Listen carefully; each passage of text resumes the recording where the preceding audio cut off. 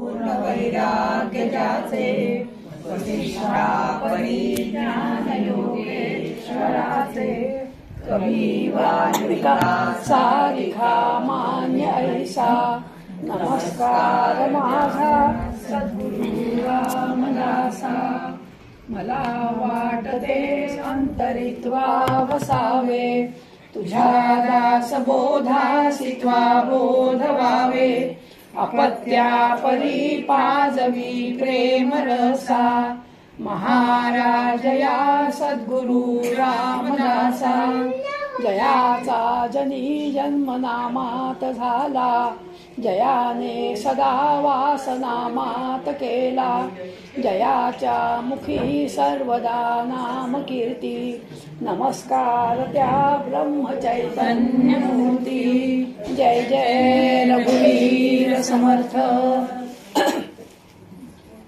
काल होळी झाली म्हणजे ह्या वर्षाची हा शेवटचा सण होळी. हा होळीला होते पानझड, सगळी पानं गळून जातात आणि मग येतो चैत्र महिना, नवी पालवी फुटते, नव्या उमेदी, नव्या इच्छा. म्हणून हा शेवटचा सण होळी हा असावा. म्हणजे होळी जेव्हा आपण पेटवतो तेव्हा आपण सगळ्या म्हणजे त्याची पूजा करतो, नारळ घालतो, सगळं झालंच. पण आपल्यातल्या ज्या दुर्वासना आहेत, दुर्विचार आहेत, ह्या सगळ्या आपण तिथे टाकल्या पाहिजेत. आणि 15 दिवसांनी येणारे चैत्र महिना, वसंतोत्सव येणारे, त्यावेळेला पुन्हा सगळ्या जुन्या टाकून आणि नवीनला आपण सुरुवात करणार आहोत.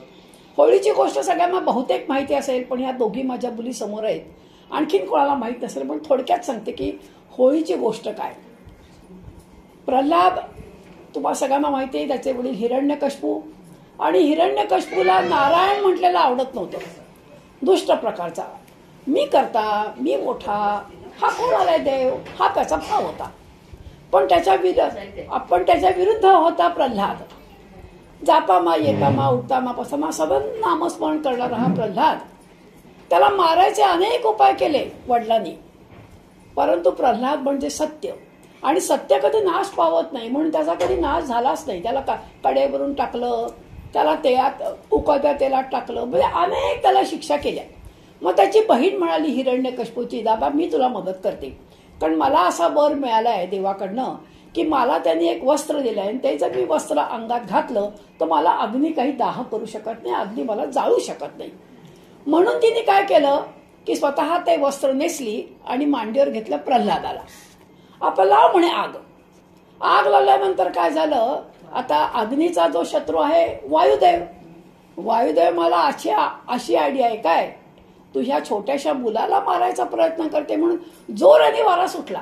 आणि जोराने वारा सुटल्यामुळे काय झालं की तिच्या अंगावरचं वस्त्र त्या प्रल्हादाच्या अंगावरती आलं, आणि प्रल्हादाच्या अंगावर आल्यामुळे म्हणजे हा प्रल्हाद काय झाला, प्रल्हाद वाचला आणि ती मेली.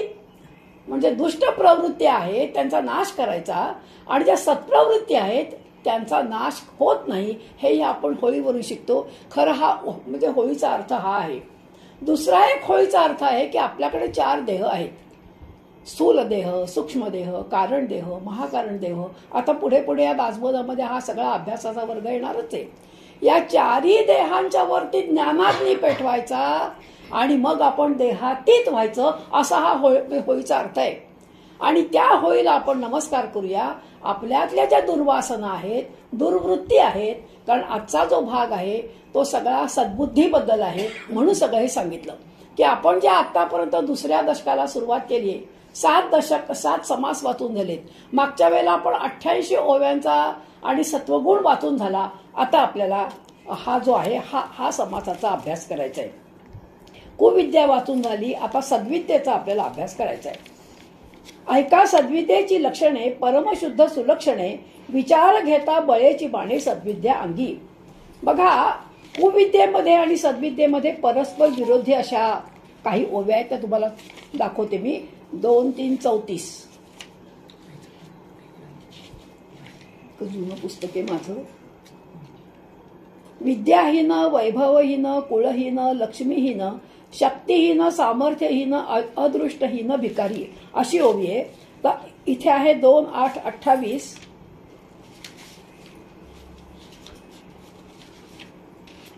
विद्यावंत, कळावंत, लक्ष्मीवंत, लक्ष्मणवंत, कुळवंत, सुतीशवंत, बळवंत, दयाळू. म्हणजे दोन्ही या कुविद्येमधल्या आणि सद्विद्येमधल्या त्याच ओव्या आहेत, फक्त विरुद्ध अर्थाच्या ह्या अशा अनेक ओव्या कुविद्यामध्ये आणि सुविद्या. आम्ही जे दासबोधाचे अभ्यास करतो तेव्हा सगळा आम्हाला अभ्यास करावा लागतो तुलनात्मक. मी तुम्हाला फक्त एकच ओवी ह्यातला कसं आहे ते सांगितली. आता समर्थ म्हणतात सद्विद्येची लक्षणं आहेत, मी तुम्हाला ज्यांनी परमशुद्ध सुलक्षण आहे ती जी लक्षणं आहे ती आपल्या अंगामध्ये आली की आपल्यामध्ये आपल्यातली जी लक्षणं आहेत ती सुद्धा चांगली होतात. सद्विद्येचा जो पुरुष तो उत्तम लक्षणी विशेष त्याचे गुण ऐकता संतोष परम वाटे. आता जसा एखादा कुंभार असतो आणि कुंभार त्या मातीला तुडवून आणि मग वेगवेगळे काय करतो तर माठ बनवतो, नंतर मग वेगवेगळी भांडी बनवतो, नको तो भाग काढून टाकतो आणि हवा तो भाग ठेवतोय. समर्थ हेच करतायत. समर्थांची इच्छा आहे, कारण ते स्वतः सर्व गुण संपन्न आहेत, सर्व गुण त्यांच्या अंगामध्ये आहेत, पण त्यांना असं वाटतं की समाजही असा व्हावा. मग समाजातल्या ज्या अनिष्ट प्रथा आहेत, ज्या कुविद्या आहेत त्या जर आपण काढल्या तर मग समाज हा सद्विद्येने कसा होईल, तर हा सद्विद्येचा समाज होईल. आणि म्हणून ते म्हणतायत की हे तुम्ही सद्विद्या जर अंगात बांधलीत, आता आपण पुढे पाहणारच कोणकोणते सद्विद्या आहेत, तर काय होईल, तर तुम्ही उत्तम लक्षणांनी युक्त व्हाल. भाविक, सात्विक, प्रेमळ, शांती, क्षमा, दयाशीळ, लीन, तत्पर, केवळ, अमृत वचनी. माणसांनी बोलावं ते कसं बोचावं, अमृत वचन. म्हणजे एखाद्याचं बोलणं ऐकल्यानंतर आपल्या मनामध्ये आनंद निर्माण झाला पाहिजे. इथे मला आठवण झाली, मी कैलासला जेव्हा जायला लागले तेव्हा माझ्या मावस बहिणीचा मला फोन आला. तिने मला फोनवर काय म्हटलं, तू जाऊन तिथे कैलासवासी नको उभं. हे अमृत वचन नाहीये. आपण बोलल्यानंतर लोकांना आनंद मिळावा, लोकांना उत्साह निर्माण व्हावा, त्याला म्हणायचं. आणि त्यांच्याकडे पुन्हा काय हवं, तो भाविक हवा. सत्वगुण जो आहे आपण मागच्याला पाहिलं तर जो ज्याच्यामध्ये मुख्य सात्विकता पाहिजे आणि प्रेमळपणा पाहिजे, शांती, क्षमा त्याच्याशिवाय येत नाही. सगळ्यांची आपली धडपड काय असते की प्रत्येकाला शांती हवी, समाधान हवं. पण शांती समाधान असं मिळत नाही. नुसतं शांती हवी म्हणून शांती मिळत नाही. पण त्याकरता आपल्याला काय करायला पाहिजे, तर त्याकरता आपल्याला क्षमाशील व्हायला पाहिजे. कोणी कितीही जरी आपल्याला बोललं, कोणी कितीही जरी मोठी चूक केली तरी त्याला क्षमा कर. कारण क्षमा करणं इतकं सोपं नाही, त्याला धारिष्ठ लागतं क्षमा करायला. पटकन बोलणं खूप सोपं आहे, काय रे तू असा वागलास. पण त्याच्यापेक्षा आपण क्षमा केली तर पुढच्या माणसाला कळलेलं असतं की मी चुकलोय, पण तरी परंतु ह्यानी मला क्षमा केली, उलट त्याची मान खाली होते आणि आपली थोडीशी मान वर जाते. म्हणून दया, क्षमा, शांती हे फार आणि याच्यात जो तत्पर असतो, ज्याची अमृत वचनं असतात, तो कोण आहे, तो हा सात्विक माणूस आहे. परमसुंदर. मग त्यांनी अशा काही जोड्या दिल्यात, एक 8-10 जोड्या आहेत. तर समर्थांचं म्हणणं असं आहे, ह्या जोड्यामध्ये एक जरी कमी असलं ना तरी सुद्धा पूर्णत्व येत नाही. पहिली जोडी आहे परमसुंदर आणि चतुर. खूप सुंदर आहे, पण तुमच्याकडे चतुरपणा नाही, उपयोग नाही. अब्राहम लिंकन हे कुरूप होते, पण आपल्या स्वतःच्या हुशारीवर ते राष्ट्राध्यक्ष झाले अमेरिकेचे. पण ह्या ठिकाणी जर का ती सुंदर असते आणि चतुरपणा सगुण असता तर ते झाले असते का. म्हणून परमसुंदर आणि चतुर. इथे मला आणखीन एक आठवण होते, बर्नार्ड शॉ होते. बर्नार्ड शॉ तुम्हाला सगळ्यांना माहिती आहे, नावाने तर माहितीच आहे, त्यांची पुस्तकं प्रसिद्ध आहेत. त्यांच्याकडे एकदा एक सुंदर नटी आली, ती म्हणाली आपण दोघं लग्न करूया, कारण मी सुंदर आणि तुम्ही बुद्धिमान. मग आपल्याला जी मुलं होती ती सुंदर होतील आणि बुद्धिमान होतील. बर्नार्ड शॉ म्हणाले पण समजा उलट झालं तर. त्याच्यापेक्षा म्हणून परमसुंदर, सुंदर असल्यानंतर चतुर हे हवेच. आमच्याकडे मी जेव्हा फिजिओथेरपीला होते तेव्हा एक जबलपूरहून आमच्याकडे स्वतः डॉक्टर होत्या त्या बाई, आणि आपल्या छोट्याशा मुलीला आणायच्या. एखाद्या मासाच्या गोळ्याप्रमाणे मुलगी होती. पाहिल्यानंतर अत्यंत वाईट वाटायचं. अत्यंत सुंदर होती पण तिला डोकंच होतं, काय उपयोगायचं सुंदरतेला. म्हणून परमसुंदर आणि चतुर पाहिजे. म्हणजे हे सगळं वाचताना समर्थांचं कौतुक असं वाटतं की किती बरोबर त्यांनी समाजाची संबंध निरीक्षण करून आणि हा दासबोध दिला, ह्याची आपल्याला कौतुक वाटतं. मग परमसबळ आणि धीर, म्हणजे जो अत्यंत शूरवीर आहे त्याच्याकडे धीरता पाहिजे. जेव्हा शिवाजी महाराजांना कळलंय की त्यांची कुलदैवत म्हणजे तुमची तुळजापूरची भवानी अफजलखान फोडतोय, किती अंगात राग आला असेल, असं वाटलं असेल की धावत जावं त्याला ठार मारावं. कारण तो एक मंदिरं फोडत फोडत फोडत निघालाय आणि आता त्यांनी ही फोडली आहे. पण त्यांनी त्यावेळेस जर त्याला म्हणजे त्याला विरोध करायचा प्रयत्न, कारण हे मुठभर आणि ते तर भयंकर होते, पण त्यांच्याकडे अस्त्रशस्त्र खूप होते, ह्यांच्याकडे काहीच नव्हतं. पण त्यांनी धीरपणा दाखवला म्हणून अफजल खान मेला. म्हणून त्यांनी म्हटले की परमसबळ आणि धीर या दोन्ही गोष्टी बरोबर पाहिजेत. परमसंपन्न आणि उदार. जो संपन्न असतो ना तो उदार नसतो. म्हणजे ती रॉकफेलरची तुम्हाला सगळ्यांना माहिती आहे. रॉकफेलर हा अत्यंत श्रीमंत, जगातला श्रीमंत, पण हा अत्यंत कंजूस होता. जेव्हा त्यांना विवेकानंद भेटले तेव्हा विवेकानंद म्हणाले, अरे तू पैसा काय वर देणार आहेस का? एवढा तू पैसा साठवल्याचा उपयोग काय? आणि एखाद्या संतांनी काही म्हटलं की त्यांना बरोबर पटतं. आणि मग आता रॉकफेलरची जी आज स्कॉलरशिप आहे सगळ्यांना माहिती आहे. आणि म्हणून काय म्हटलं त्यांनी की परमसंपन्न आणि उदार. जो संपन्न आहे त्याला उदारताही हवी. एक शेठजी होते आणि खूप श्रीमंत होते, खूप बागा होत्या, खूप घरं होती, त्यांना 4 मुलं होती. पण मुलं त्या अगदी वडिलांच्या विरुद्ध होती. त्यांना वाटायचं एवढा पैसा आहे आणि एवढा साठवलाय. पण तेव्हा साठवायची पद्धत कशी होती, तर रांजणामध्ये वगैरे असे ठेवायचे, अशासारख्या बँका हे वगैरे काही नव्हतं. अशी रांजणं भरली आणि हा काही कोणाला देत नाही, काय करावं. म्हणून त्यांच्या गावामध्ये एक साधू आला. त्यांनी सांगितलं, साधू ना आमच्या वडिलांना तर काही पैसा द्यावा असं वाटत नाही, म्हातार वय झालंय, सगून नंतर गेल्यापेक्षा त्यांनी आपल्या हाताने वाटावं, तुम्ही काहीतरी योजना करा. आता साधूच आहेत ते. साधू त्यांच्या घरी आले, 2-3 दिवस राहिले आणि ते बडदास्त ठेवतायत. तेही त्या म्हाताराला काही आवडेना, काय चाललंय, केवढा पैसा खर्च होतोय आपला, जेव्हा खायला पंचपक्वानं चालली आहे त्याला काही ते खरं आवडत नसतं, ते साधूला कळत होतं. एक दिवशी साधू सकाळी उठला आणि म्हणाला, काल तुमचे वडील माझ्या स्वप्नात आले. मग म्हणे काय म्हणाले, काही नाही, सगळं चांगलं चाललंय वरती, फक्त म्हणे माझे शर्ट खूप फाटले, तर येताना तो सुई घेऊन ये. आता वडील म्हणाले, त्यांनी विचार केला सुई कशी नेणार मी, आणि वडिलांनी तरी सुई तिथे मिळत नाही का स्वर्गात. साधूला विचारलं तर म्हणे काय माहिती बाबा, मला स्वप्नात त्यांनी मागितलं. पण त्यांनी खूप विचार केला की सुई कशी मी नेणार. मग त्याचे डोळे उघडले, आपण जर बरोबर काहीच नेऊ शकत नाही, मग एवढा पैसा आपण का गोळा केला. असे संत असतात, जे संत भेटल्यानंतर आपले डोळे उघडतात. म्हणून परमसंपन्न आणि उदार. म्हणून नुसतं संपन्नता असून चालत नाही, त्याच्याबरोबर उदारता पाहिजे. आपल्या शास्त्रात असं म्हटलंय की आपल्या उत्पन्नाच्या 1/10 बरं 1/10 सोडून द्या, 1/100 आपल्या घासातला घास, आपल्या साडीतली साडी ती आपण दान द्या, असं ह्याच्यावरून शिकायचे. परमज्ञाता आणि भक्त. जो ज्ञानी असतो ना तो भक्त असतो, कारण ज्ञानमार्ग आणि भक्ती मार्ग हा वेगवेगळा. परंतु जनरली काय असतं, जो भक्ती मार्गातला असतो तो ज्ञानी फार नसतो. म्हणून या ज्ञानेश्वर माऊलीला काय किंवा समर्थाला काय, ज्ञानोत्तर भक्ती आवडते, ज्ञान मिळवा मग भक्ती करा. पण ज्ञान आणि भक्ती ही दोन्हीही आवश्यक आहेत. परमज्ञाता आणि भक्त. महापंडित आणि विरक्त.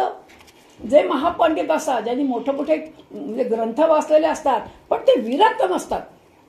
अजूनही जरी एखाद्या कीर्तनाला कोणी उत्तम कीर्तन करायला, उत्तम प्रवचन करायला बोलवलं की पहिल्यांदा त्यांची घासाघीस कशी असते, कितीचं पान, 10,000 रुपये हवेत. मी घडलेली घटना सांगते. मराठवाड्यामध्ये एका अशा उत्तम भागवत करायला बोलवलं आणि काय ते त्यांची बिदागी ठरवली. पण त्यांनी सांगितलं इतकी बिदागी आम्हीची जमली नाही, आम्ही जमवू शकलो नाही, आम्ही एवढे देऊ शकत नाही. ते म्हणाले त्याच्याशिवाय मी हे गाव सोडणार नाही.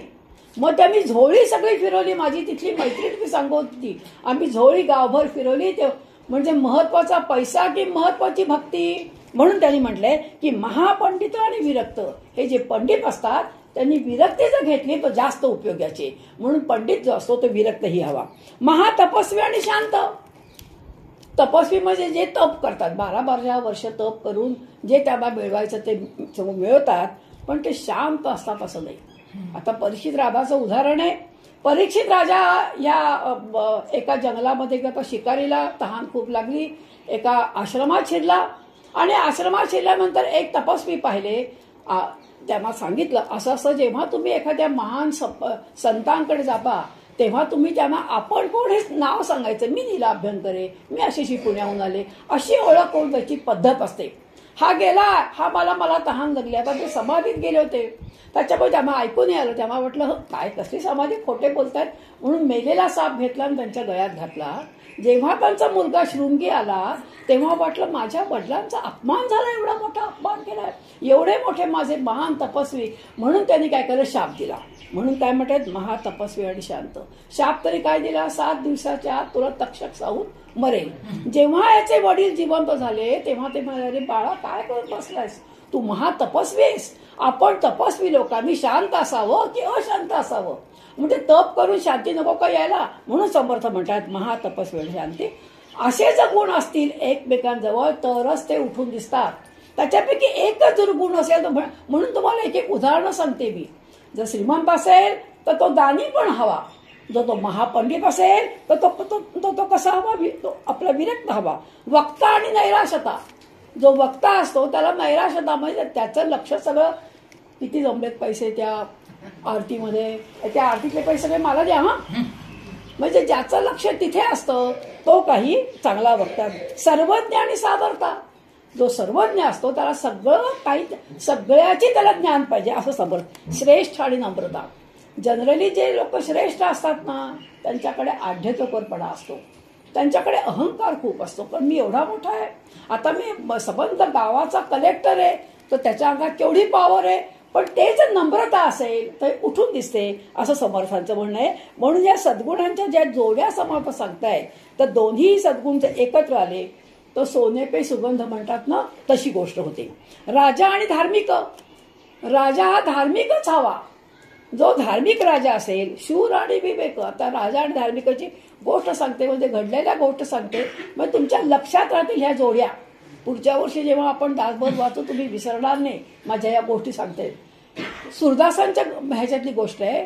त्या गावचा राजा एकदा आपल्या सगळ्या लोकांबरोबर फिरायला गेला. आणखी कोण कोण होतं बरोबर, प्रधान, कारकून, शिपाई सगळे मिळून जंगलात फिरायला गेले आणि रस्ता चुकले. आता काय करायचं, रस्ता तर चुकले पण राजा पण चुकला. हे तिघं एका बाजूला, राजा एका बाजूला. म्हणून ते त्या सूरदास, तुम्हाला माहिती आंधळ आहेत, भजन म्हणत बसले.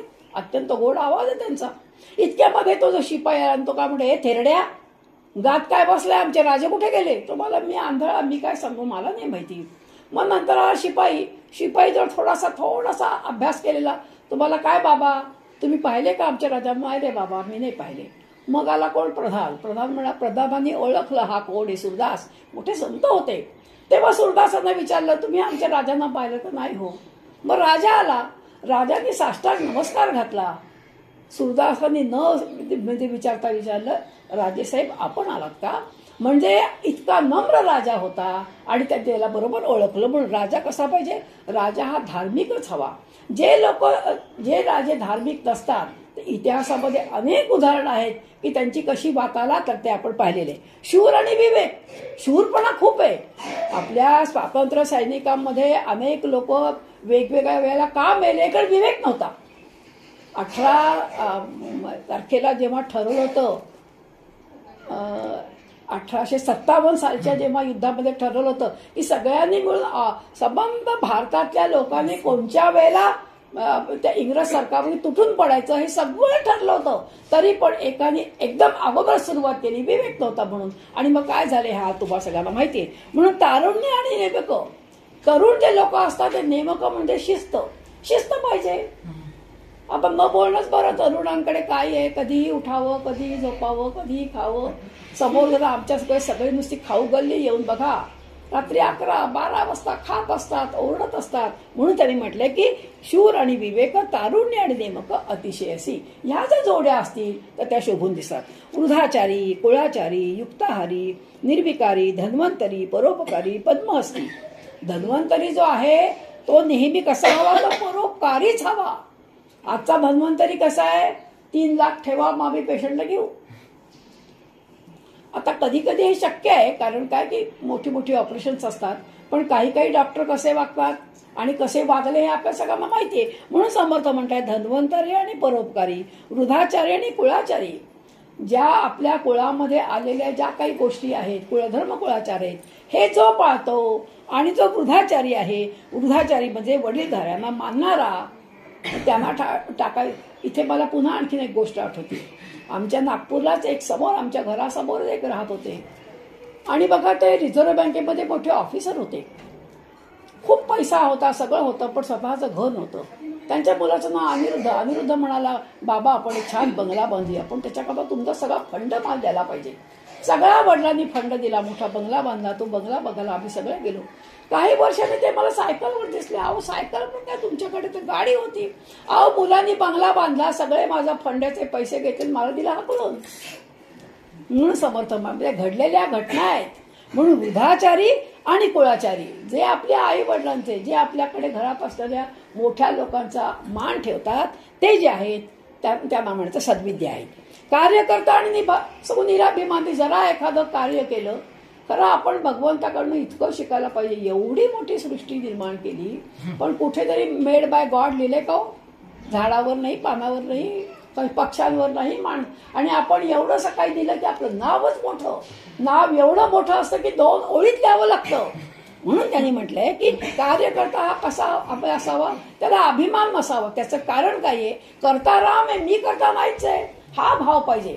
आपण जरासं कार्य करतो, सगळं मी केलंय, आज सगळ्या पुढच्या मी आणल्या, काय हो कुठली तुमचं ते सांगत या, पण तुम्ही काय केलंय मला माहित नाही बघा. आणि एवढ्या खुर्च्या घरात असणं शक्यच नाही. पण म्हणजे हा जो आपल्याला अभिमान येतो, हा अभिमान ते बरोबर नाहीये. वैभव आणि भगवत भजनी, ज्यांच्याकडे वैभव आहे ते भजनामध्ये रंगतीलच असंही नेम नाहीये. म्हणून भगवत आणि भजन आणि त्याला आदर आहे. अशा सुंदर ह्या जोड्या, तत्वज्ञ आणि उदासीन, बहुश्रुत आणि सज्जन, मंत्री आणि सगुण नीतिवंत. मंत्री आपल्याला देवळात कधी दिसतात? सगळ्यांना माहिती, जेव्हा असतात इलेक्शन. एरवी देवळाकडे पाठच असते त्यांची, कारण बाकीकडे तोंड नसतं ना.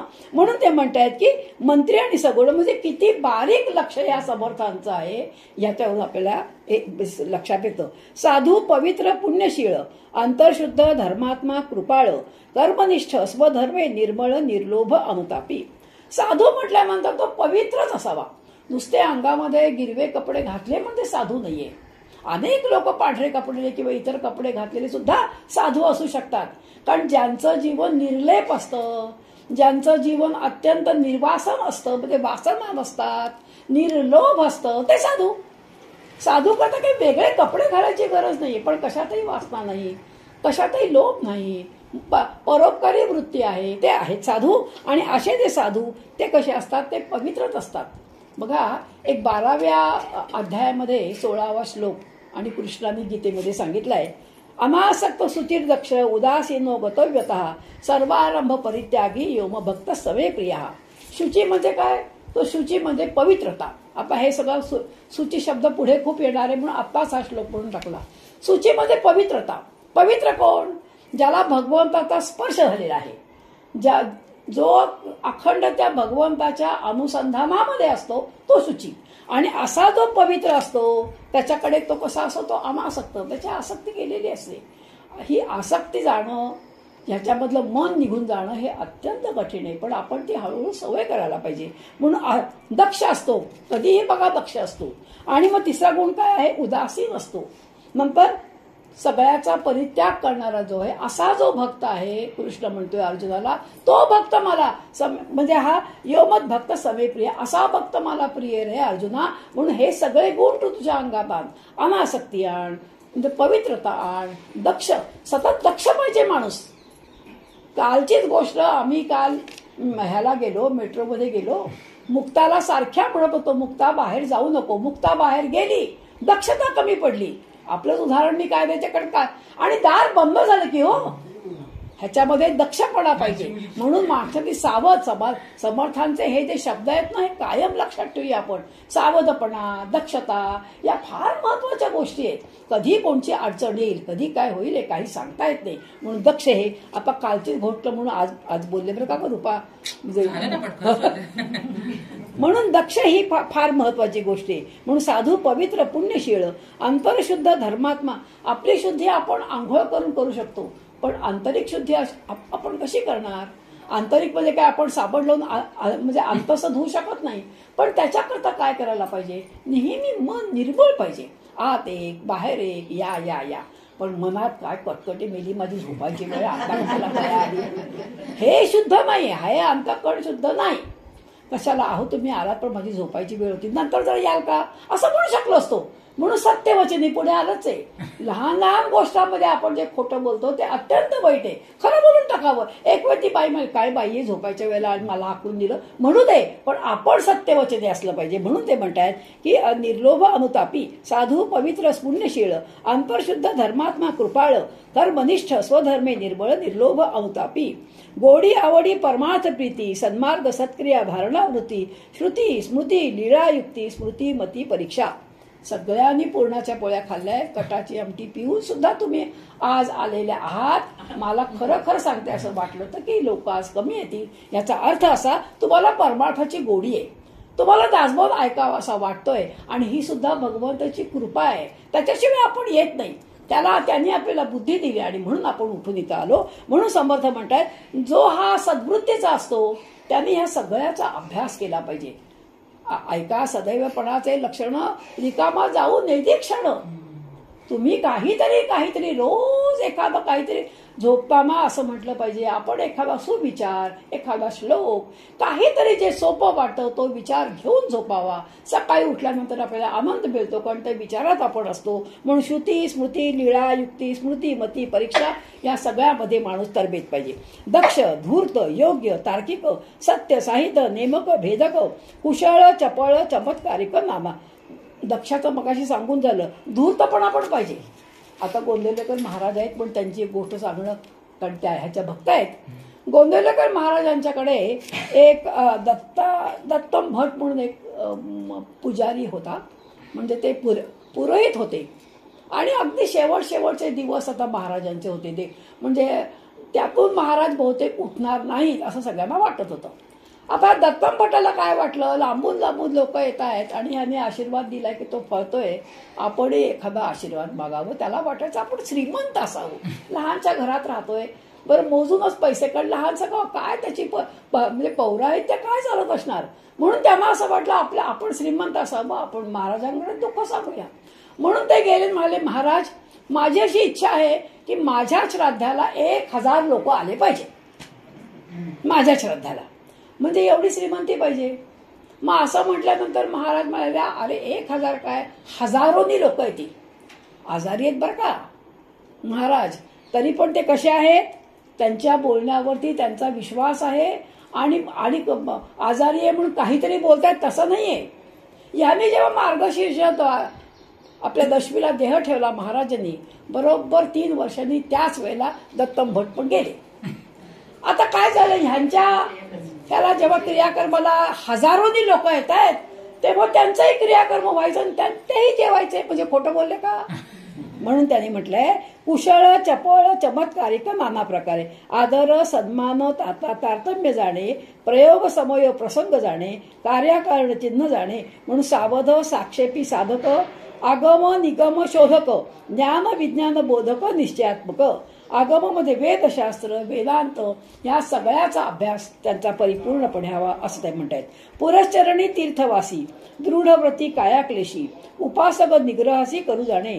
सतत पुरश्चरण, जसं आपण आता मध्ये दासबोधाचं पुरश्चरण केलं किंवा काही लोक एखाद्या मंत्राचं पुरस्करण या ओम नमो भगवते वासुदेवाय श्रीराम जय राम जय जय राम ह्याला म्हणायचं पुरश्चरण. तीर्थवासी अनेक तीर्थांना जावं, तिथेच राहावं. आता मी ह्याला गेले ते गरुडेश्वरला, तिथे मला काही लोक असे भेटले की आम्ही आज वर्षानुवर्ष इथेच राहतोय, ते तीर्थवासी असे दृढवरती. मग त्याला कधी व्रत करावं लागतं की 5 घरी भिक्षा मागेन, सकाळीच फक्त जेवीन किंवा असे काही लहान लहान. आणि असे जे आहेत त्याला पण निग्रह लागतो मनाचा.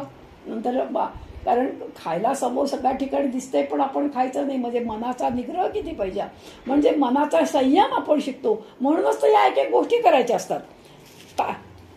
तो पुढे लिहिलाय की 17 ते 24 ओव्यामध्ये पुरुषाचं ह्या सद्विद्येच्या पुरुषाचं बोलणं वागणं यांचं किती सुंदर वर्णन समर्थाने केलंय बघा. सत्यवचनी शुभवचनी, मग असे सांगितलं राम कसे होते, एक वचनी सत्यवचनी. मुखातून जे बोलावं ते सत्य बोलावं, नाही तर बोलूच नाही. पण काहीतरी खोटं बोला बरं, एक खोटं लपवायला किती खोटी बोलावी लागतात. त्याच्यापेक्षा सत्य बोलून चुकलं भाऊ माझं, हे असं आहे म्हणून सत्यवचन शुभवचनी. मगाशीच सांगितलं कसं माझी बहीण म्हणाली, म्हणून जे बोलावं ते शुभवचन, ज्याच्यामुळे समोरच्या माणसाच्या मनामध्ये आनंद होईल हे कोमळ वचनी, अत्यंत कोमलपणे बोलावं. अरे का रे म्हटलं की मग ते आहो का हो म्हणत, अरे म्हटलं की का रे, आहो म्हटलं की का हो. त्यामुळे शुभवचनी, कोमळ वचनी, एकवचनी, जे बोलू ते. मग काहीतरी झालं तरी ती गोष्ट करायचीच. कारण बोलायच्या वेळेला आपण काय करायचं, आपण विचार करून बोलायचं. खूप लोक बघा बोलतात, खूप लोक करतात त्याप्रमाणे जात नाही. अहो विसरूनच गेले, ठरवलं होतं आम्ही असं, पण करायचं काय, आयत्याला ही आली ते. समर्थ म्हणतात एकदा दिलं वचन म्हणजे निश्चयाने तिथे गेलं पाहिजे. सौख्यवचनी सर्व काळ, वासना तृप्त सखोल योगी. जे योगी असतात त्यांच्या वासना तृप्ती ही व्हायलाच पाहिजे. कारण वासनाच या माणसाला परत जन्म घ्यायला लावतात. या वासनाच माणसाला खालच्या पातळीवर आणतात. म्हणून या वासनांची आपण वासना हळूहळू आपण कमीच करायला पाहिजे. आता आपल्यासारख्या बायकांनी तर आपण, बायकांनी किंवा पुरुषांनी काय, आपल्या वयातल्या लोकांनी आपण वासना हळूहळू कमी केल्याशिवाय आपल्याला आनंद शांती मिळणार नाही. म्हणून वासना तृप्ती सखोल योगी, भव्य सुप्रसन्न वितरागी. कधीही ती बाई पाहिली कशी प्रसन्न वाटली पाहिजे. साडी चांगली पाहिजे असं नाही, पण हास्य, आपण त्यांचं हसून स्वागत, जसं आता ह्या बाईने आज किती सुंदर स्वागत केलं, किती आनंद मिळाला. घरात आल्याबरोबर सुवास मिळाला, त्यांचं हास्य मुद्रा पाहिली, एकदम आनंद वाटला. असं वाटलं ह्या संबंध घरामध्ये भगवंताचा वास आहे. बरं, म्हणून कसं असावं की सात्विक शुद्ध मार्ग, वासना तृप्त सखोल योगी, भव्य सुप्रसन्न वितरागी, सौम्य सात्विक शुद्ध मार्गी, निष्कपट. कपटीपणा नको, अगदी निष्कपट. लहान मुलं बघा कशी असतात. माझे गुरु असे होते, 97 वर्षात त्यांनी देह ठेवला, पण त्यांना कधी म्हणजे खोटेपणा, लवाडीपणा असं कधी नाहीच. ते म्हणाले मी कधी कोणाचं मन करू नये, मला कधी क्रोध आलाच नाही. म्हणून त्यांनी जे पुस्तक लिहिलं त्या पुस्तकाचं नाव होतं झाले साधनाचे फळ. म्हणजे मला कधी पस्तावा आला असं कधी वाटलंच नाही. असंच जीवन जगावं. कपटीपणा नको. सुगड संगीत गुणग्राही, चतुर जाणकार पाहिजे. मगाशी आपण जरा सांगू गुणग्राही. लोकांच्या अंगातले गुण सुद्धा जाणायला तुमच्या अंगात गुण पाहिजेत ना. तुम्ही जर सुंदर भरतकाम करत असाल, सुंदर रांगोळी काढत असाल, मग आपाजी बाहेर सुंदर रांगोळी काढली, काय सुंदर रांगोळी आहे. मग ती येऊन मोठेपणाने सांगायचं, वा काय सुंदर रांगोळी आहे. याला म्हणायचं गुणग्राही. ती ना माझी भाची पण अगदी अशी काढते, आपण ही बघा ना. हे मी स्वतः सगळं ऐकलेलं आहे म्हणून सांगते. आहे ना, लोकांचं असतं ना, त्या माणसाचं कौतुक नाही करायचं. ही टमकी तिमकी कशाला, हे म्हणा ना मोठेपणा. सुंदर काढलीये, किती वेळ लागला असेल ग. ह्याला म्हणतं गुणग्राहकता. म्हणून गुणग्राही असावं, लगेच त्याचं कौतुक. त्याने माहितीये का, समोरच्या माणसाला आनंद तर मिळतोच, पण आपल्यालाही आनंद मिळतो. आणि असे बारीक बारीक क्षणच हे आनंदाचे असतात आणि ते आपण साठवायचे असतात. म्हणून सामर्थ्यपणे वेत्रधारी पुरुषार्थे जगमित्र. आपण जगमित्र होण्याकरता आपल्या जिभेपाशी काय पाहिजे, नेहमी गोड बोलणं पाहिजे. लोकांना मदत करायची वृत्ती पाहिजे. तुझ्याकडे हे नाहीये का. लहान गावामध्ये ह्या मदतीची वृत्ती खूप जास्त असते. आता मी डहाणूला गेले होते, आमचं शिबिर होतं म्हणून. छोटंसं गाव आहे, तर 2 दिवसाचा आमचा कार्यक्रम होता. संध्याकाळी आमचा एक खूप मोठा मेळावा होता. त्या मेळाव्यामध्ये सगळ्या गावातल्या बायका आल्या होत्या. तर जिनी मेळावा घेतला वंदना अभ्यंकर, तर तिने सगळ्यांना आईस्क्रीम ठरवलं होतं द्यायला. पण तिची एक चुलत बघा नणंद, तिने एवढा डबाभर अशा वड्या करून आणल्या गुळपापडीच्या. तिला कोणी सांगितलं पण नाही. पण ती म्हणाली माझी जाऊ जर एवढं काम करते तर मी नको का मदत करायला. ह्याला म्हणायचं किती आनंद झाला. ती वंदना तर एवढी आनंदी, अगं मी तर तुला बोलले पण नाही. अगं म्हणे बोलायची गरज काय. हे जे आहे ह्याला म्हणतं व्यापकत्व. म्हणून माणसाचं मन व्यापक पाहिजे. लहान गावामध्ये ह्या अशा घटना खूप घडतात. मोठ्या गावामध्ये आपण सगळं विसरलो. पूर्वी आपण हेच करायचो, पण असं सगळं विसरलो. पुन्हा आपण सगळं सुरू करूया, पुन्हा सगळ्यांना आपण एकमेकांना मदत करूया. म्हणून आपण काय केलं पाहिजे तर सगळ्यांना मदत केली पाहिजे. त्यामुळे आपण जगमित्र होतो. संशय छेदक विशाळ व्यक्ता, सकळ क्लुप्त असोनी श्रोता, कथा निरूपणी शब्दार्था जाऊच नेली. जो कोणी एखाद्या श्रोत्यांनी प्रश्न विचारला तर त्याचं उत्तर देता आलं पाहिजे, कारण त्याच्याकरता अभ्यास असला पाहिजे, तर तो त्याला देऊ शकतो उत्तर. आणि जो बोलतोय, एकदा माझा असं भागवत सप्ताह साताऱ्याला होता, समोर माझ्या एक बाई MA संस्कृत बसल्या त्यांनी छोटासा भागवतच हातात ठेवलं होतं. रोजचं मला सांगून जर आता तुम्ही बरोबर बोललात तर म्हणजे मी बरोबर बोलतेय का चूक बोलते हेच बघा ती बाई बसलेली. मग मी पण त्यांना विचारायची आजचंही बघा हा मी सगळं बोलते ते बरोबर आहे का. म्हणजे बोलण्यापेक्षा म्हणजे ह्याच्यामध्ये लक्षात ठेवा अहंकार आपला वाढतो. काय करायचंय ते पाहून पण हा स्वभाव आहे आणि हा स्वभाव आपण बदलू शकतो. आणि म्हणून समर्थ म्हणतात की निर्मत्सरी व्हा नंतर कशा व्हा तर या कथा निरूपणी शब्दार्थात उगीच शब्दाचा किस करू नका हे असं लिहिलेलंच नाहीये. अहो पण समजा बोलता बोलता एखाद्या वेळी ते बाई बोलून गेली असेल तर त्या ऐकून शांत राहावं ना पण नाही म्हणून करू नका असं समर्थ म्हणतात. वेवाद रहित संवादी सगळ्यात जर काही असेल ना तर तुटे वाद संवाद तो हितकारी. आपलं वय वाढल्यानंतर आपण हा जो आहे ना हा भाग लक्षात ठेवायचा. कोणाशी वाद विवाद करू नये. बोलायचं असेल तर संवाद काय मावशी माझं बरोबर आहे ना तुटे वाद संवाद तो हितकारी. म्हणजे उगीच वादविवाद करायचा म्हणजे एवढं समजा जर एखादं छिद्र असेल तर ते शिवून टाकायचं का फाडून मोठं करायचं हे आपल्या हातात आहे. म्हणून आपण काय करायचं की विवाद रहित संवादी अजिबात संवाद झाला पाहिजे. वादविवाद होता कामा नये. संघरहित निरोपाधी म्हणजे सगळ्यांबरोबर संगत करायचा पण त्याच्यापेक्षा आपण अलिप्त राहायचं. अलिप्त कसं म्हणजे साक्षी भावाने. समजा आपण एखाद्या लग्नात गेलो आणि त्याचा काही खूप संबंध आपल्या जवळचा नाही पण त्यांनी आपल्याला बोलवलंय आपण कसं साक्षी भावाने असतो. आपला काही संबंध नसतो आपण त्यामध्ये काही इन्व्हॉल्व्ह होत नाही. तसं आपल्या सगळ्या लोकांमध्ये आपल्याला राहता आलं पाहिजे. मैत्रिणी चिकार आहे पण आपण राहायचं कसं साक्षी भावाने. उगाच खूप इन्व्हॉल्व्ह व्हायचं त्याच्या मागे मागे जायचं आणि मग भांडण होऊन परत यायचं. किती समर्थांनी बारीक बारीक गोष्टी आपण खूप का बघतो आपण खूप जवळ जातो मग त्याच्यातले आपल्याला 2 दिवसाला लागतात. 2 दिवसाला लागल्यानंतर आपण म्हणून कसं व्हायचं साक्षी भावानी राहा असं समर्थ म्हणतात. विमळ ज्ञानी निश्चयात्मक समाधानी आणि भजक सिद्ध असोनी साधक साधन रक्षी. विमळ ज्ञान म्हणजे शुद्ध ज्ञान तुमच्याकडे पाहिजे आणि शुद्ध ज्ञान असल्याशिवाय तुम्ही वक्ता म्हणून बोलता कामा नये. समाधानी कायम समाधानी. किती गोष्टी जगात आहेत हो त्या सगळ्या आपल्याला मिळणार आहेत का. त्यामुळे जेवढं दिलंय ना देवानी खूप दिलंय. मी तर म्हटलंय आपल्या अधिकारापेक्षा जास्त दिलंय. ज्या माणसाला 2 डोळे 2 कान 2 हात 2 पाय म्हणजे तो सगळ्यात श्रीमंत आहे. चालू शकतो बोलू शकतो डोळ्यांनी बघू शकतो. आणखी श्रीमंती ते काय सगळं दिलं डोळेच नसतील काय उपयोगाचं. सगळं दिले पण पायाने चालता येत नाही काय उपयोगाचं. म्हणून आपण श्रीमंत आहोत पण भगवंतांनी आपल्याला सगळं हे दिलेलं आहे. आणि म्हणून ते म्हणतात की म्हणून तुम्ही असं कसं असलं पाहिजे समाधानी असलं पाहिजे. आता यानंतर समर्थ शिवबाचं वर्णन करतायत. फार सुंदर वर्णन समर्थांनी केलंय. त्याच्या अगोदरची ओवी आहे सुखरूप संतोष रूप आनंद रूप हास्य रूप ऐक्य रूप आत्मरूप सर्वत्रांशी. नेहमी सुखरूप नेहमी आपणही आनंदात राहावं आणि लोकांनाही आनंदात ठेवावं. कोणी भेटलं की आनंदाने बोलावं त्याची विचारपूस करावी. नंतर काय करावं संतोष रूप त्यांना संतोष वाटेल असं जीवन जगावं. मग समर्थ म्हणतायत शिवबा कसे होते.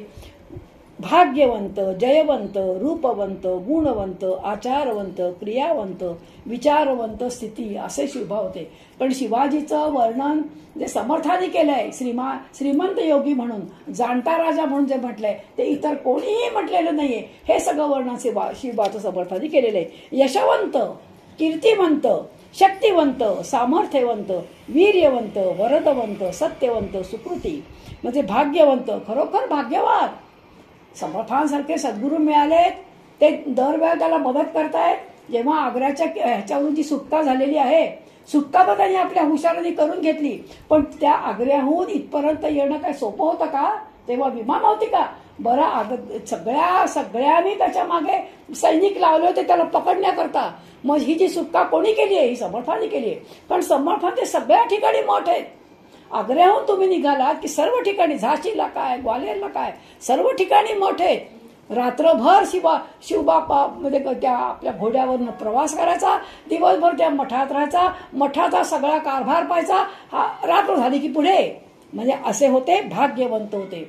आणि अत्यंत भाग्याचा उदय झाल्यामुळेच त्यांनी हा जे महाराष्ट्र धर्म जो निर्माण केला त्याच्यामुळे झाला. जयवंत बहुतेक सगळ्या लढाईत ते जे म्हणजे हारलेत ते आपल्या लोकांमुळे हारलेले आहेत.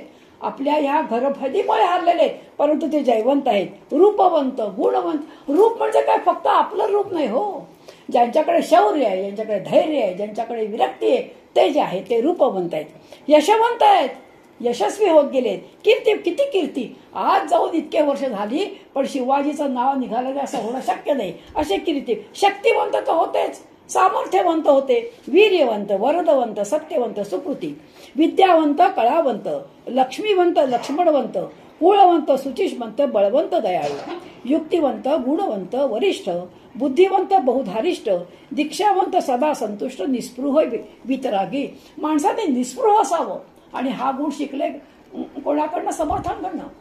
जेव्हा समर्थाने त्यांना अनुग्रह दिला आणि जेव्हा राज्याभिषेक झाला शिवाजीचा, तेव्हा समर्थ स्वतः तिथे गेलेले नाहीयेत. कारण समर्थांना वाटलं मी जर तिथे गेलो तर माझा उदो होईल, माझ्या शिवबाचा होणार नाही, म्हणून गेले नाहीयेत. नंतर मग शिवबा गेलाय आणि संबंध राज्य त्याच्या झोळीत टाकलंय. तेव्हा शिवबा म्हणतो की काय करायचंय मला राज्य, हे तो श्रींचं राज्य म्हणून सांभाळा. इतके निस्पृह समर्थ होते आणि म्हणून म्हणतात की निस्पृह असला पाहिजे माणसाने.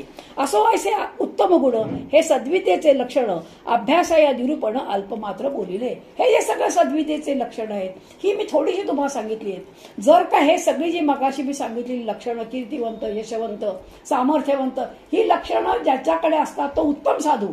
पण यातली एक दोन जरी आपल्याकडे आली तरी आपलं जीवन उजळून निघेल. असे हे जे आहेत गुण ते आपल्याकडे अंगायचा, आपण आणायचा प्रयत्न करूया.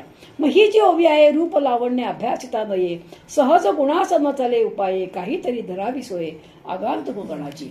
जेव्हा आपण जन्माला येतो तेव्हा जे आपलं रूप असतं ते भगवंताने दिलेलं रूप घेऊन आपण येतो. काही लोक खूप गोरीपान असतात, काही लोकांचे केस खूप कुरळे असतात, काही लोक काळे कुट्ट असतात. आपण निग्रो पाहिजे बिचारे किती, आपण त्याने जरी कितीही प्रयत्न केला गोरा व्हायचा तर काही होणार आहे का? आता वेगवेगळ्या ह्यानी युक्त्यानी लोक काही दिवस गोरा व्हायचा प्रयत्न करतात, पण मूळ रंग तो मूळ रंग. ते केस जे असतात ते कुरळे ते सरळ करायचा प्रयत्न करतात, पण त्या लावल्या काय, त्याच्या काय लावतात क्लिपा, त्या काढल्या की पुन्हा. म्हणून समर्थ म्हणतायत ज्या जन्मापासून आलेलं जे रूप आहे ते तुम्ही बदलू शकत नाही, पण जे आपल्यातले जे सहज गुण आहे ते आपण आम्ही आणू शकतो.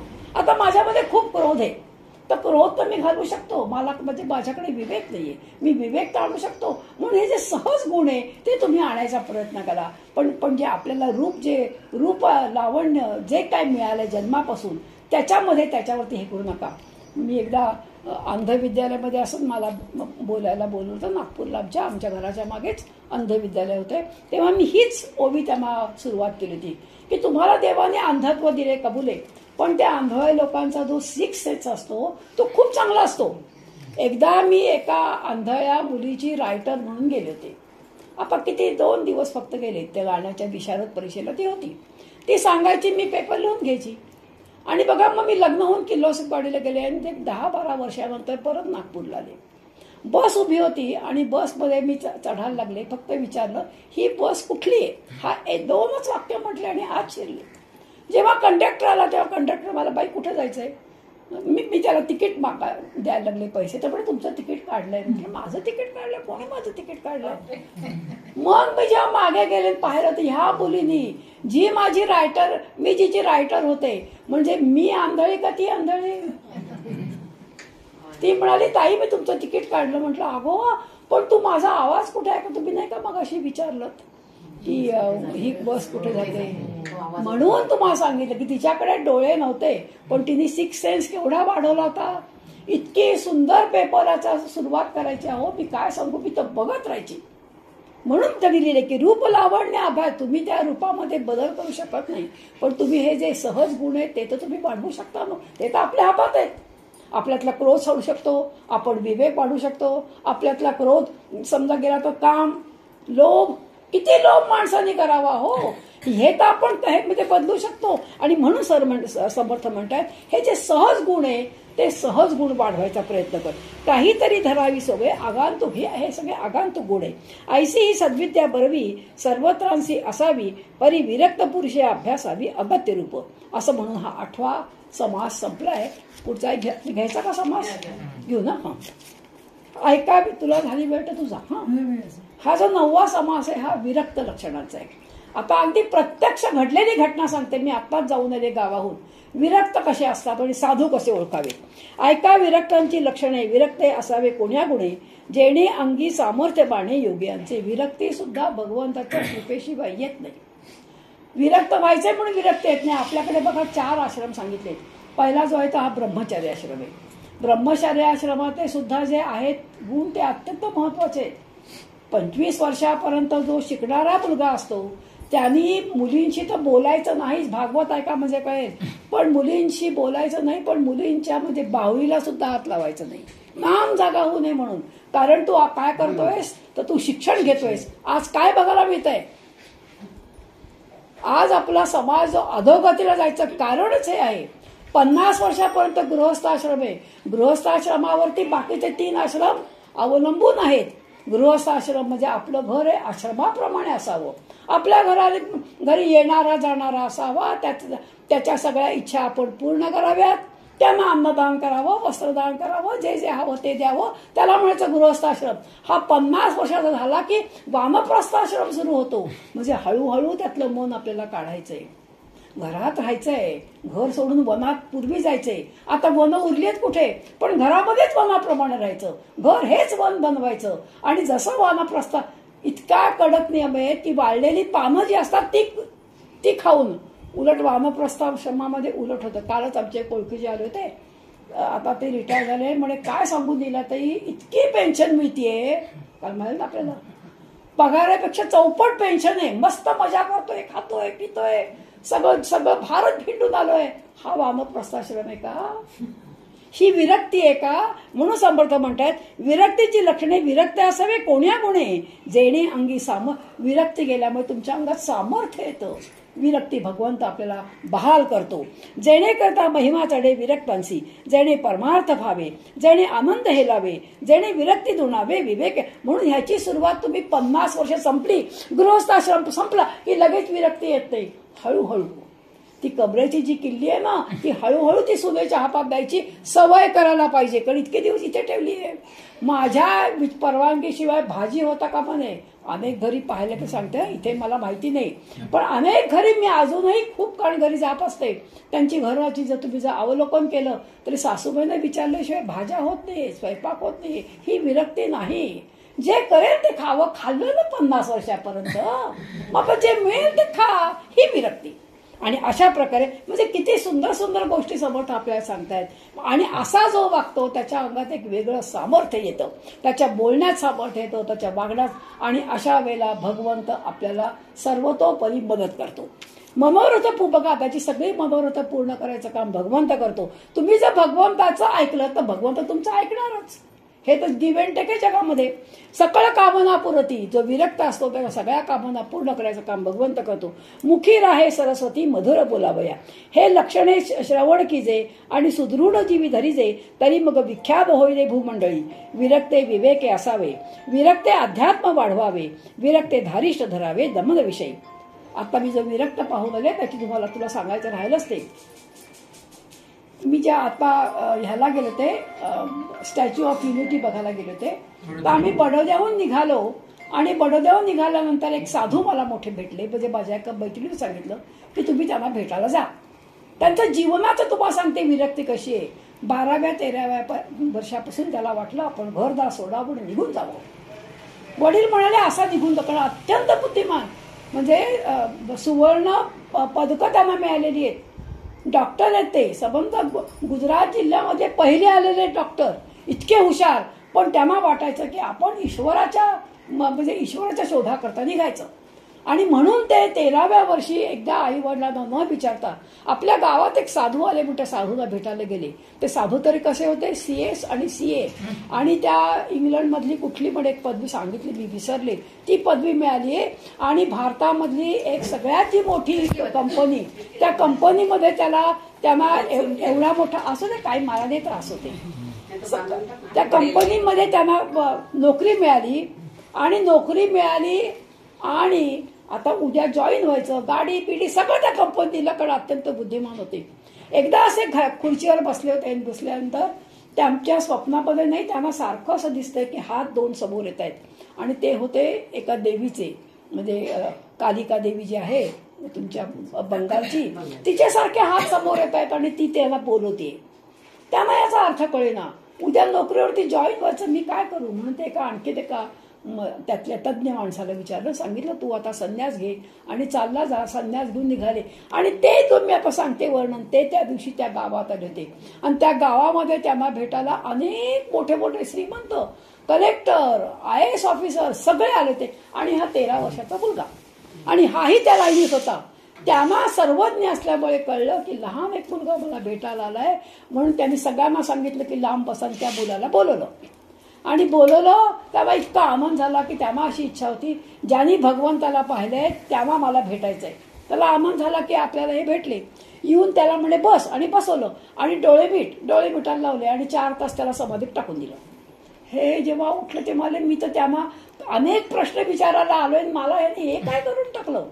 आणि मग त्यांनी त्याला एक एक गोष्ट सांगितली. नर्मदा परिक्रमा करायला सांगितली, पायात काही घालायचं नाही, हातामध्ये 10 वर्ष एकही पैसा ठेवायचा नाही, अपरिग्रह.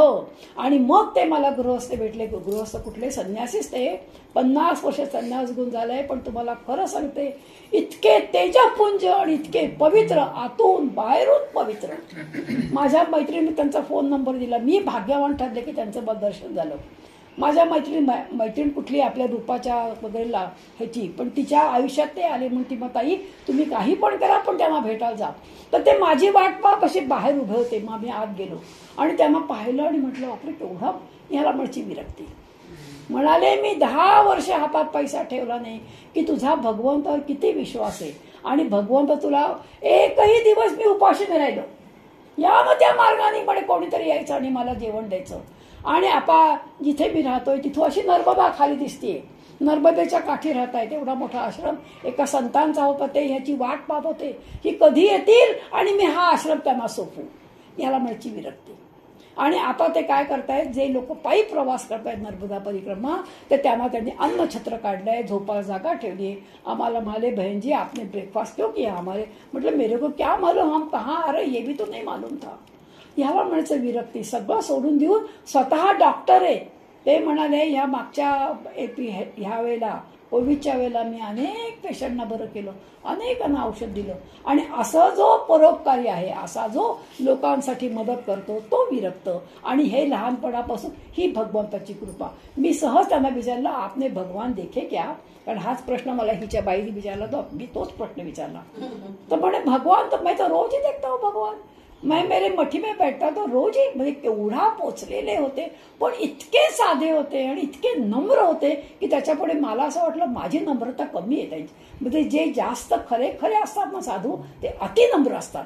आणि त्याला म्हणायचं विरक्ते परमार्थ उजळावा, विरक्ते विचार शोधावा, विरक्ते सन्निध ठेवावा, सन्मार्ग सत्वगुण.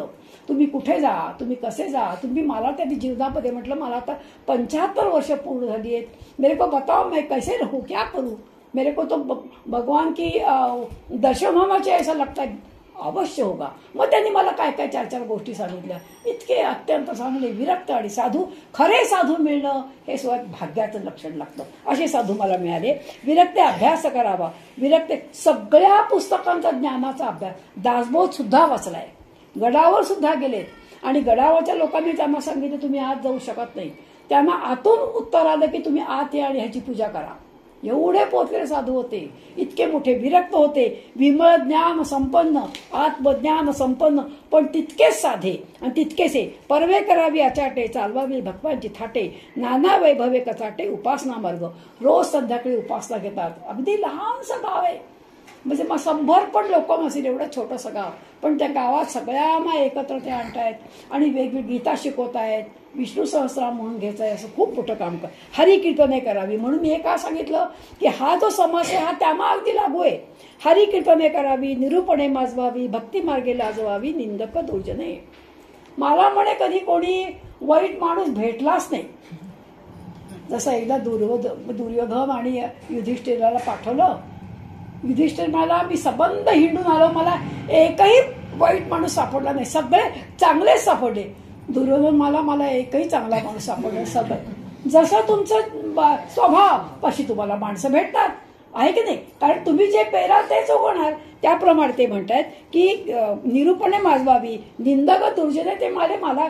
या सगळ्या गावात मोठे सगळे चांगले लोक आहेत, प्रेमळ लोक आहेत, त्या सगळ्यांना मी गोळा करतो, त्यांच्याकडनं उपासना करून घेतो, मोठमोठे म्हणे आम्ही कार्यक्रम करतो, पैशाशिवाय करतो, कोणीतरी येतो आम्हाला पैसा देतो आणि आमचा कार्यक्रम. पैसा कधीही कार्यक्रमाला कमी पडत नाही. खरंय ना ताई? पैशासाठी आणू नका, कारण तो आहे ना, करता करता तो असल्यामुळे त्याच्या नावाने कार्यक्रम सुरू करा. भरपूर सगळं तुम्हाला देतोय, कारण पुण्य मार्गाचा विस्तार बळेची करावा. तुम्ही फक्त एक पाऊल टाका, भगवंत धावत धावत तुम्हाला येतो आणि मदत करतो.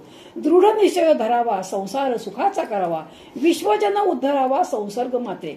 हा जो विरक्त असा आहे त्यावेळी संसार हा नेटका केलाच पाहिजे, पण संसारामध्ये गुंतून पडता कामा नये. तो करून झाला की मग तुम्ही काय केलं पाहिजे की तुम्ही सगळ्यांना मदत केली पाहिजे. दृढ निश्चय धरावा, त्याच्याकरता दृढता पाहिजे. मी हे करीन म्हणजे करीन. भगवंताला आपण विनंती करून मी हे ठरवलंय, माझ्याकडून करून घ्यायचं काम पण तुझंच आहे, पण माझ्यामध्ये भाव आणायचा, मनामध्ये बुद्धी आणायचं काम कोणी दिलंय? तूच दिले असतं. मग तुला करणं भाग आहे. त्याच्याशी भांडावं, त्याच्याशी बोलावं आणि तो करतो. त्यावरती पूर्ण विश्वास पाहिजे. विरक्ते असावे धीर, विरक्ते असावे उदार, विरक्ते असावे तत्पर. निरूपण विषयी कुठेही निरूपण असेल, समजा त्यांनी नसेल बोलवलं, आपण जावं. त्याला काय देणं घेणं. समजा शेवटी चहा पाणी असेल ते घेऊ नये, पण निरूपण ऐकायला काय हरकत आहे? म्हणून निरूपण नेहमी तत्पर असावं, जावं. विरक्ते सावध असावे. सावधपणा मगाशी सांगितला, सावधता, दक्षता, समाधान या फार महत्वाचे. विरक्ते शुद्ध मार्गे जावे, विरक्ते झिजवून उरवावे सत्कीर्तीसी. सदा देव काजी झिजे देह ज्याचा, सदा राम नामे वदे नित्य वाचा. स्वधर्मेची चाले सदा उत्तमाचा, तोच भक्त मला आवडतो. थोडस त्या भगवंतासाठी झिजावं. नंतर मग विरक्ते मित्र करावे, विरक्ते साधू ओळखावे. आता तो दिसायला जो मी पाहिले म्हटलं ते छंत अगदी साधे होते. कपडे सुद्धा झुळझुळ बुबीत काही होते, फक्त गिरवी कपडे होते. म्हणजे त्यांना जर का तुम्ही रस्त्याने गेलात तर वाटणार पण नाही एवढे महान असतील. पण जेव्हा तो चंदन झिजल्यानंतर मग सुवास सुटतो, लगेच सुटत नाही. आणि म्हणून तुम्हाला साधू ओळखण्याकरता तुमच्या अंगात पण साधूची लक्षणं हवीत, गुण हवेत, म्हणून तुम्ही येऊ शकता. विरक्ते करावी पुरश्चरणे, विरक्ते फिरावी तीर्थाटणे, विरक्ते करावी नाना स्थाने परबरमणीय, विरक्ते उपाधी करावी, उदास वृत्ती न संडावी. काही जरी केलं तरी त्या विरक्ताने आपली उदास वृत्ती जी आहे ती सोडता कामा नये. म्हणजे काय की आपलं जे रोजची साधन आहे, आपला जो जप आहे तो सोडता कामा नये. विरक्ते असावे अंतर्निष्ठ, तो नेहमी अंतर्मुख पाहिजे. विरक्ते नसावे क्रियाभ्रष्ट, जी आपण कर्म करू ते चांगलंच पाहिजे, कारण जी जी क्रिया करतो ती भगवंताची पूजा असते. साधा सकाळचा जो केर काढतो तो सुद्धा स्वच्छ चांगला का काढावा? कारण आता भगवंत येणार आहे हा भाव पाहिजे. ती सुद्धा भगवंताची पूजा म्हणून करावी. विरक्त असावे अंतर्निष्ठ, विरक्त असावे क्रियाभ्रष्ट, विरक्त नव्हावे कनिष्ठ, कधीही पराधीन नसावं. पराधीन असणं की माणूस मोठा हवाधीन होतो, म्हणून कसा स्वाधीन असावा. मला वाटतं गोंदवलेकर महाराजांनी का कोणी असं म्हटलंय, नाही यांनी गुलाबराव महाराजांनी म्हटलंय की तुम्हाला आता परमार्थाकडे लागायचंय, प्रपंच संपत आलाय, तर जी लागेल ती पुंजी बँकेत ठेवावी आणि मग परमार्थाला लागावं. कारण काळजी जी असते ती पैशाची असते. कसा करू, काय करू, म्हणून सगळं त्याची तजवीज करून ठेवून द्यावी असं त्यांनी म्हटले. विरक्ते समय जाणावा, विरक्ते प्रसंग ओळखावा, विरक्ते चतुर असावा. सर्व प्रकारे कुठला प्रसंग आहे, त्या एखाद्या आपण घरात गेलो, आपल्याला माहित नसतं काय आहे, मग त्या घरामध्ये काय प्रसंग आहे ते ओळखून त्याप्रमाणे बोलावं. विरक्ते एकदेशी नसावे, विरक्ते सर्व अभ्यासावे, विरक्ते अवघे जाणावे ज्याचे त्यापरी. एकाच देशामध्ये राहू नये. या रामकृष्ण परमहंसांनी तर म्हटलेलं आहे की जे म्हणजे म्हातारेपेक्षा जे वयाने वाढलेले असतात त्यांनी एका जागी राहता कामा नये, मध्ये मध्ये थोडंसं हिंडून फिरून यावं, 4-4 गावं पाहावीत. कारण त्याही घराला कंटाळा येतो ना, सारख्या सारख्या सासूबाई आमच्याच घरी, काय करावं असं न होता. आता पण एकच मुलगा असेल काय करणार नाही का? पण मग अशाला फिरायला जावं मैत्रिणी बरोबर. मी कशी आता गेले, आम्ही तिघीतरी छान 8 दिवस फिरून आलो. आता माझा उमा चांगला सत्कार करायला लागला, कारण 8 दिवस रुपाने मला लगेच जेव्हा बिवायला बोललं का 8 दिवस आई नव्हती. मी आपली गंमत केली. त्याचं कारण असं की वेगवेगळे देश तुम्ही पाहिला ना की वेगवेगळी माणसं भेटतात आणि अनुभव आपल्याला खूप येतात. माणसं आपल्याच देशामध्ये कशी वेगवेगळी खानपान आहे, म्हणजे तुमचे कपडे वेगळे, राहणं वेगळं, भाषा वेगळी, संस्कृती वेगळी, हे सगळं बघायला मिळतं. म्हणून जायचं. हरिकथा निरूपण, सगुण भजन, ब्रह्मज्ञान, पिंडज्ञान, तत्वज्ञान सर्व जाणावे. हरिकथा निरूपण, पहिले ते हरिकथा निरूपण, दुसरे ते राजकारण. समर्थ म्हणताय काही जरी झालं तरी हरिकथा सोडायची नाही. म्हणजे रोज नित्य काहीतरी श्रवण हे आपण केलंच पाहिजे. रोज भगवंताची सेवा ही केलीच पाहिजे. ते फार महत्वाचं आहे. प्रवृत्ती कर्म मार्ग, उपासना मार्ग, ज्ञान मार्ग, सिद्धांत मार्ग, प्रवृत्ती मार्ग, निवृत्ती मार्ग सकळ जाणार. प्रवृत्ती मार्ग म्हणजे या संसाराकडे नेणारा मार्ग, निवृत्ती मार्ग म्हणजे भगवंताकडे नेणारा मार्ग. हे दोन्ही मार्ग शुद्ध हवेत, सूचीमध्ये शुद्ध हवेत. आणि मग म्हणतात कर्म मार्ग, कोणताही मार्गाने तुम्ही भगवंताकडे जावा, पण ते कसे पाहिजे? शुद्ध हवेत. प्रेमस्थिती, उदार स्थिती, योग स्थिती, ध्यान स्थिती, विदेह स्थिती, सहज स्थिती, सगळ्या स्थित्या या विरक्त्याला माहिती पाहिजे. नाना मतांचे देखणे पाहून सांडावे. मंत्र, यंत्र, विधी, विधाने सगळ्याची माहिती पाहिजे.